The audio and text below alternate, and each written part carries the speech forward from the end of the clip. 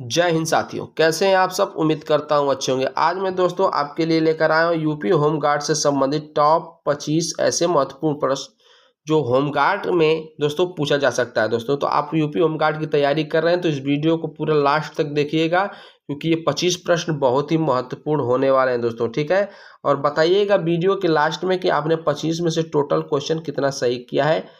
चलिए दोस्तों शुरू करते हैं, और चैनल पर नए हैं तो चैनल को सब्सक्राइब जरूर कर लीजिएगा। ठीक है, चलिए स्टार्ट करते हैं और देखते हैं कि पहला क्वेश्चन क्या है। पहला क्वेश्चन यह है कि दोस्तों भारत की प्रतिरक्षा सेनाओं का सर्वोच्च सेनापति कौन होता है। ये दोस्तों कई बार एग्जाम में पूछा जा चुका है प्रश्न, तो इसका राइट आंसर आप लोग कर लीजिएगा ऑप्शन नंबर बी। तीनों सेनाओं का अध्यक्ष होता है राष्ट्रपति। ठीक है, आगे बढ़ते हैं। सेकेंड प्रश्न क्या है, कमलंग टाइगर रिजर्व किस राज्य में स्थित है। कमलंग टाइगर रिजर्व किस राज्य में स्थित है, तो सी अरुणाचल प्रदेश में स्थित है। इसको आप लोग याद कर लीजिएगा। कमलंग टाइगर रिजर्व कहाँ स्थित है, अरुणाचल प्रदेश में। ठीक है, चलिए नेक्स्ट क्वेश्चन पे चलते हैं। तीसरा प्रश्न है विश्व का सबसे छोटा देश कौन सा है। विश्व का सबसे छोटा देश दोस्तों हो जाएगा आपका वेटिकन सिटी। ठीक है, वेटिकन सिटी। विश्व का सबसे बड़ा देश आप लोग कमेंट बॉक्स में बताइएगा कौन सा है। ठीक है, चलिए आगे बढ़ते हैं। चौथा प्रश्न क्या है, मुस्लिम लीग की स्थापना कब हुई थी। मुस्लिम लीग की स्थापना कब हुई थी दोस्तों, इसका राइट आंसर हो जाएगा 1906। ठीक है, 1906 में मुस्लिम लीग की स्थापना हुई थी। आगे बढ़ते हैं। क्वेश्चन है कि वर्ष 1907 के कांग्रेस के नरम दल और गरम दल के बीच हुए विभाजन को किस नाम से जाना जाता है। दोस्तों कांग्रेस के नरम दल और गरम दल के बीच विभाजन कब हुआ था, 1907 में। ठीक है, पहला प्रश्न मिल गया, 1907 में विभाजन हुआ था। इसको आप लोग सन भी पूछ सकता है, 1907 याद रखिएगा। बीच किस नाम से जाना जाता है। ठीक है दोस्तों, तो इसका राइट आंसर हो जाएगा पांचवा का ऑप्शन नंबर बी, सूरत फूट। ठीक है, सूरत फूट के नाम से जाना जाता है ये नरम दल और गरम दल के बीच हुए विभाजन को। ठीक है, आगे बढ़ते हैं। छठवां प्रश्न, आर्य समाज के संस्थापक कौन थे। आर्य समाज के संस्थापक कौन थे दोस्तों, तो राइट आंसर हो जाएगा option number D, Swami Dayanand Saraswati आपका राइट आंसर हो जाएगा। ठीक है, आगे बढ़ते हैं। सातवां प्रश्न, माई एक्सपेरिमेंट विथ ट्रूथ किसने लिखी थी। एक प्रसिद्ध पुस्तक है माई एक्सपेरिमेंट्स विथ ट्रूथ किसने लिखी है, तो महात्मा गांधी, MK गांधी द्वारा ये लिखी गई एक प्रसिद्ध पुस्तक है। ठीक है दोस्तों, याद कर लीजिएगा, कई बार पूछा जा चुका है। नेक्स्ट क्वेश्चन, महिला दिवस कब मनाया जाता है। महिला दिवस कब मनाया जाता है दोस्तों, तो 8 मार्च को मनाया जाता है महिला दिवस। ठीक है, 8 मार्च को महिला दिवस मनाया जाता है। चलिए नेक्स्ट क्वेश्चन पे चलते हैं। संविधान सभा का अस्थायी सभापति किसे नियुक्त किया गया था। संविधान सभा का अस्थायी सभापति और एक अस्थायी सदस्य सभापति थे दोस्तों। ठीक है, तो अस्थायी सभापति पूछ रहा है, तो राइट आंसर हो जाए डॉक्टर सच्चिदानंद सिन्हा को अस्थायी अध्यक्ष चुना गया था, जो 9 दिसंबर 1946 को इन्हें चुना गया था। ठीक है, और अस्थायी अध्यक्ष किसे चुना गया था, तो राजेंद्र प्रसाद को चुना गया था, जो 11 दिसंबर 1946 को चुना गया था। ठीक है दोस्तों, कंफ्यूज मत होइएगा, 2 दिन बाद ही 9 दिसंबर को सच्चिदानंद सिन्हा और 11 दिसंबर को डॉक्टर राजेंद्र प्रसाद को अस्थायी अध्यक्ष यानी अस्थायी सभापति चुना गया था। ठीक है, याद कर लीजिएगा। 10वां प्रश्न क्या है, संविधान के प्रारूप समिति के अध्यक्ष कौन थे। संविधान के प्रारूप समिति के अध्यक्ष डॉक्टर BR अम्बेडकर थे। ठीक है दोस्तों, ऑप्शन नंबर ए। प्रारूप समिति में कुल कितने सदस्य थे दोस्तों, कमेंट बॉक्स में जरूर आप लोग बताइएगा। ठीक है, चलिए आगे शुरू करते हैं। 11वां प्रश्न है, नील नदी के डेल्टा को किस नाम से पुकारा जाता है। नील नदी के डेल्टा को किस नाम से पुकारा जाता है, तो ओरेसिस नाम से पुकारा जाता है। ऑप्शन नंबर सी आप लोग बिल्कुल राइट कर लीजिएगा दोस्तों। चलिए नेक्स्ट क्वेश्चन पे चलते हैं। 12वां प्रश्न क्या है कि भारत का विभाजन किस योजना की स्वीकृति पर हुआ था। भारत का विभाजन किस योजना की स्वीकृति पर हुआ था, तो राइट आंसर हो जाएगा बी, माउंट बेटन योजना। ऑप्शन नंबर बी आपका राइट आंसर हो जाएगा। ठीक है, चलिए आगे बढ़ते हैं। 13वां प्रश्न है, संयुक्त राज्य अमेरिका के किस राष्ट्रपति को दास प्रथा उन्मूलन का श्रेय दिया जाता है। फिर से क्वेश्चन रिपीट कर दे रहा हूँ, संयुक्त राज्य अमेरिका के किस राष्ट्रपति को दास प्रथा उन्मूलन का श्रेय दिया जाता है?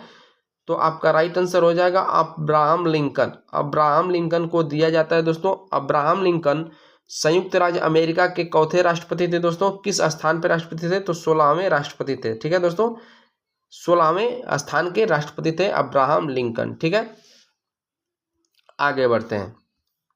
14वां प्रश्न। प्रश्न क्या है? भारत के प्रथम मुख्य चुनाव आयुक्त कौन थे? भारत के प्रथम मुख्य चुनाव आयुक्त थे सुकुमार सेन।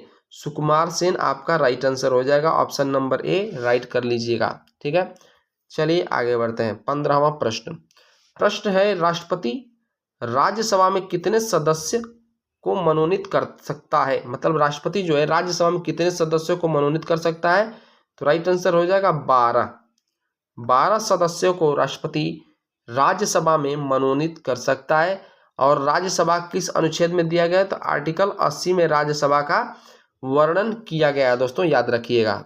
ठीक है, चलिए आगे बढ़ते हैं। 16वां प्रश्न। प्रश्न है, 1 रुपए के नोट पर किसका हस्ताक्षर होता है? यह क्वेश्चन बहुत बार पूछा जा चुका है। कई बच्चे जो हैं दोस्तों रिजर्व बैंक लगा देते हैं। रिजर्व बैंक गवर्नर जो होते हैं उनका भी हस्ताक्षर रहता है, लेकिन 1 रुपए के नोट पे किसका हस्ताक्षर रहता है? तो वित्त सचिव का रहता है। ठीक है, वित्त सचिव का हस्ताक्षर रहता है, याद रखिएगा। गवर्नर पर मत लगा दीजिएगा। ठीक है, वित्त सचिव राइट आंसर हो जाएगा।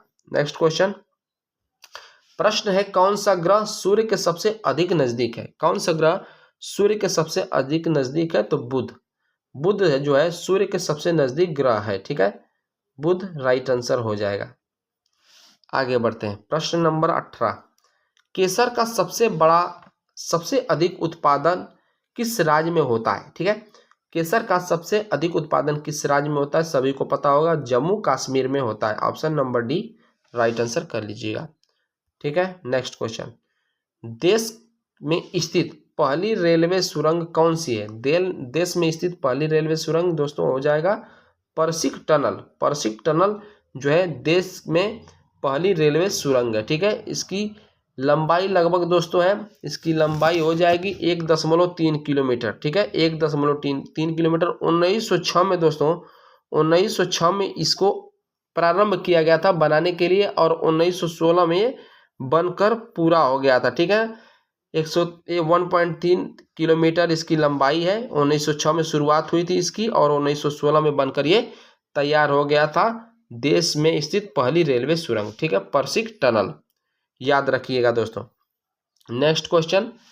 कंप्यूटरीकृत रेलवे आरक्षण कब आरंभ हुआ था? ठीक है, 1986 में आरंभ हुआ था। ठीक है, आगे बढ़ते हैं। Next question. मानव डिंब में गुणसूत्र की संख्या कितनी होती है? मानव डिंब में गुणसूत्र की संख्या कितनी होती है? तो 46 होती है, 46। सभी को पता होगा, बहुत बार पूछा जा चुका है एग्जाम में। आगे बढ़ते हैं। 22वां प्रश्न। मिस वर्ल्ड 2024 का किताब किसने जीता है? मिस वर्ल्ड 2024 किताब किसने जीता है? तो क्रिस्टीना पिस्कोवा ने जीता है। क्रिस्टीना पिस्कोवा द्वारा मिस वर्ल्ड 2024 किताब जीता गया। ठीक है, आगे बढ़ते हैं। 23वां प्रश्न। प्रश्न क्या है? पीयूष ग्रंथि शरीर में किस आधार पर होती है? मतलब पीयूष ग्रंथि जो है शरीर के किस आधार में होती है, किस भाग में पाई जाती है? तो मस्तिष्क के आधार में पाई जाती है। ऑप्शन नंबर सी पीयूष ग्रंथि कहाँ पाई जाती है दोस्तों? मस्तिष्क में पाई जाती है। ठीक है, आगे बढ़ते हैं। 24वां प्रश्न। प्रश्न क्या है? नीला ग्रह किस ग्रह को कहते हैं? इंपॉर्टेंट प्रश्न है। नीला ग्रह किस ग्रह को कहते हैं? तो पृथ्वी को कहते हैं। क्यों कहते हैं दोस्तों?